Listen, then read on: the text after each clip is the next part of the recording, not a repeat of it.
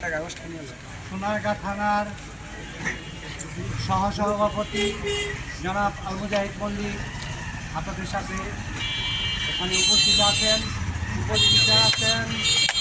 জামপুরের senior সহসভাপতি গিয়াস, এখানে উপস্থিত আছেন সহসভাপতি ওসমান মেম্বার, এখানে উপস্থিত আছেন বিভিন্ন অঙ্গ সংগঠনে, আমি অনেকগুলো নাম বলতে পারতেছি না, বিভিন্ন অঙ্গ সংগঠনে, এবং আমরা বর্তমানে নোয়াগাঁও ইউনিয়নের বিভিন্ন অঙ্গ সংগঠনের এবং বিএনপি নেতৃবৃন্দকে সালাম জানিয়ে শুরু করছি। আসসালামু আলাইকুম। আমরা যে পথসভা শুরু করেছি সেটা জনাব তারেক রহমানের নির্দেশে, ভারপ্রাপ্ত চেয়ারম্যান তারেক রহমানের নির্দেশে আমরা এটা শুরু করেছি।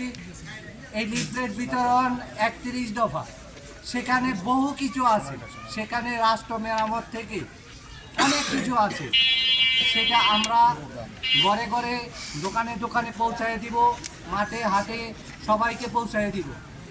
বিগত দিনের ফেসিবাদী এই সরকার যেভাবে মানুষকে হয়রানি করেছে এবং লুট করেছে, এটাকে বাঁচার জন্য তারেক রহমান যে নির্দেশ দিয়েছে, এই নির্দেশ আমরা অক্ষরে অক্ষরে পালন করিব। এবং সোনারগাঁ থানার পক্ষ থেকে আমরা সবাইকে জানাচ্ছি যে এই লিফলেট বিতরণের জন্য আপনারা অংশগ্রহণ করছে, আপনাদেরকেও ধন্যবাদ জানিয়ে আমি আমার বক্তব্য শেষ করছি। আসসালামু আলাইকুম। বাংলাদেশ জিন্দাবাদ, বাংলাদেশ জাতীয়বাদী দল জিন্দাবাদ, বেগম খালেদা